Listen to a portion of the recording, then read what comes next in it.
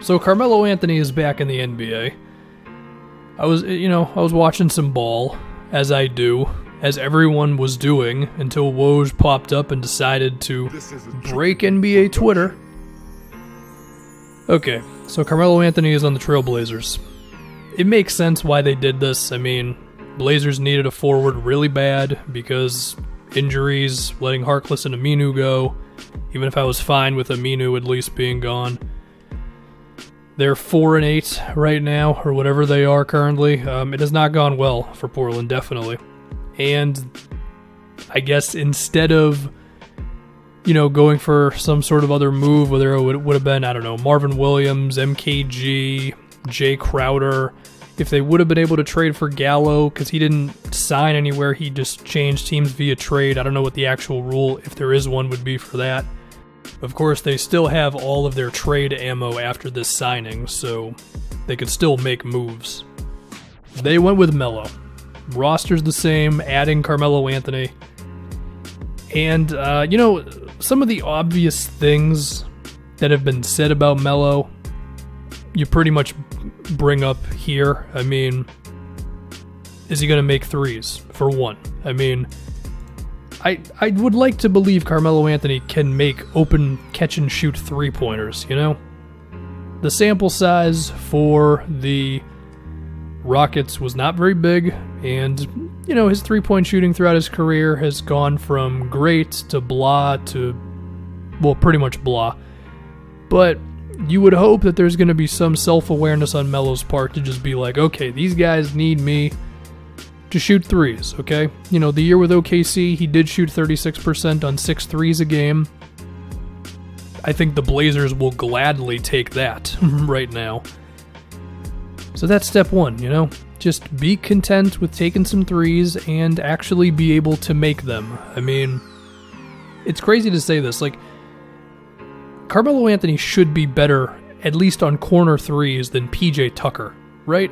He should be. So let's just see him actually do it. I think he can be. If we talk about Melo doing other things on offense, are we going to see any Melo doing anything off the dribble? I mean, probably, because I just think we're gonna. Now, it's not going to be him taking the ball away from Dame and CJ that much, but could occasionally still happen. And hey, for what it's worth, Melo might maybe still have some success as a low post scorer. This does give the Blazers another guy who, or maybe just a guy, period, who they can actually attack switches and that sort of thing. Because that has been one problem with Portland over time. It's Dame and CJ, they do their thing, but then the opposing team switches enough and they don't have somebody else who can really kill them with that. Now, Nurkic in the post could have kind of done that. But now Melo, if he can still be a post-up player, could do that as well. Now, if you think Melo just is not going to be good from the post anymore, I can't really argue with you. I mean, at one time, he was a beast on the low block.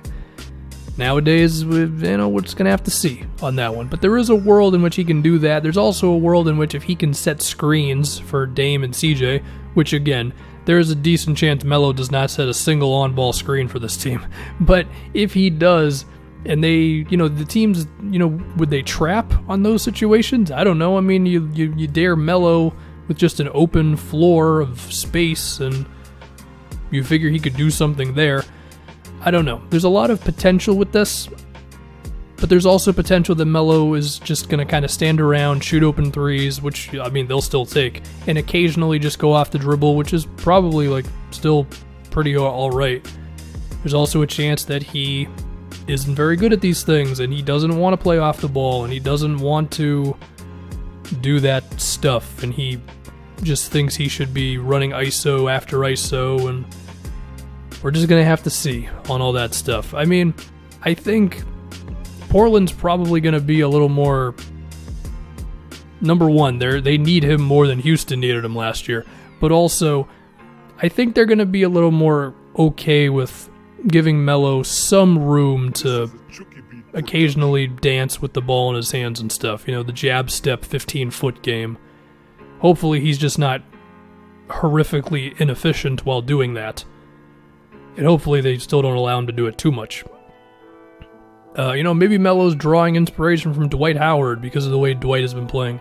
And now if we move to defense, yeah, I know. There's a chance that this could go poorly, and teams could just attack Melo and just go at him in ISOs and all that. I mean, you look at, like, what would be the lineups? I mean, does Melo start? Does he start at power forward for the Blazers day one?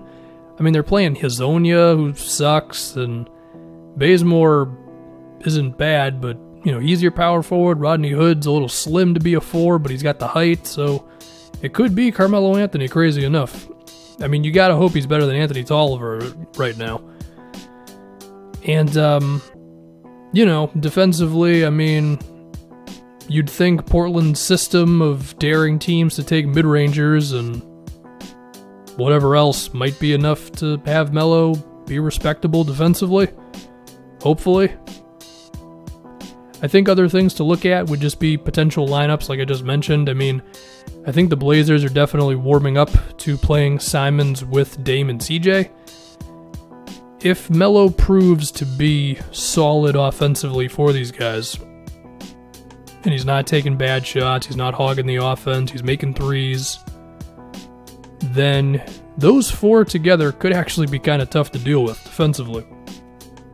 Because you're going to have 3 guys who can go off the dribble, 1 dude who can pull up from 30, and then you got Melo who can just do the weird things, whether it's like attack a switch or something like that, But again, all of this is me being optimistic. There's a world in which Melo comes in and he just doesn't want to play that off-ball role, or he does, but he's just not that good at it, and he's taking bad mid-rangers and hijacking the offense and sucking on defense. So we're just going to have to see. But listen, man, the Blazers, they had to do something. Whether this is the answer or not, I mean, we're going to have to really see with this. But they didn't have to trade anything. They can still make moves. I mean, this isn't like, oh, we signed Melo, that's it, we're done. Like, they could still easily make some sort of trades, and they have the ammo between expirings, and you can still trade Zach Collins even if he's hurt. I know 2K has never allowed you to do that, but you can do that in real life. And depending on who became available, maybe if Simons was put out there, then you could get really interesting. But still, they could still make moves. But Carmelo Anthony, he is on the Trailblazers, and we are gonna see how this plays out.